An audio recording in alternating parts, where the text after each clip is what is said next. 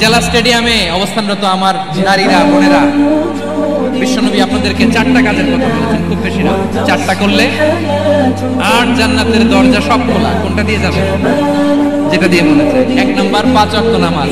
আমার বোনেরা যোহরের নামাজ পড়তে পড়তে এটা আসরে নিয়ে যায়, আসর পড়তে পড়তে এটা মাগরিবে নিয়ে যায়। এরকম আসরা নাই, লালমনিরহাটে হয়তো নাই। আমার বোনেরা এটা করবেন না। ইন্নাস সালাতা কানাত আলাল মুমিনিনা কিতাবাম মাওকুতা। সময় মতো করবেন। সামাত শাহরা, রমাদানের রোজাগুলো রাখবেন।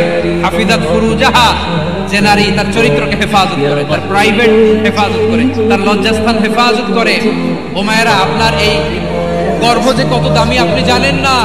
আপনার এই গর্ভ থেকে জন্মাবে আগামী সালাহুদ্দিন আল আইয়ুবী। আপনার গর্ভ থেকেই জন্মাবে ইমাম আল মাহদি আল মুনতাদা। আপনার পেট থেকে জন্মাবে আবু সাইদের মতো বীর সৈনিক। আপনার পেট থেকে জন্মাবে মুগ্ধের মতো বীর মুজাহিদ। আপনি জানেন না কে আসবে আপনার পেট থেকে। সময়টাকে কাজে লাগান, ইসলামকে বুঝেন, মানেন, আমাদের ইসলামিক লেকচারগুলো শোনেন। আমরা যে বার্তাগুলো, ইনস্ট্রাকশনগুলো, দিক নির্দেশনাগুলো আপনাদের খেদমতে রাখি, এগুলো মেনে চলুন। আপনিই পারেন আপনার ঘরটাকে জান্নাতের টুকরা বানাতে। একটা family, it's a very big institution and you are the MD, the managing director of this institution. চিল্লায় বলেন ঠিক কি না? চাইলেই পারেন ঘরটাকে জান্নাতের টুকরা বানাতে। 5 ওয়াক্ত সালাত, রমাদানের রোজা, নিজের চরিত্রের হেফাজত, ও আতাআত বালাহা, স্বামীর আনুগত্য।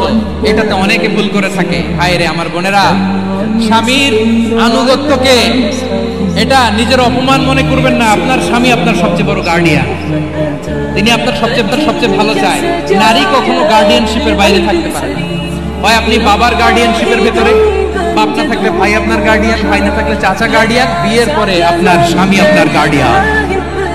শরিয়া সম্মত স্বামীর আদেশগুলো আপনি মেনে চলবেন, কিন্তু শরিয়া বিরুদ্ধ কোনো আদেশ মানতে আপনি বাধ্য নয়। আওয়াজ করে বলুন সবাই ঠিক কিনা?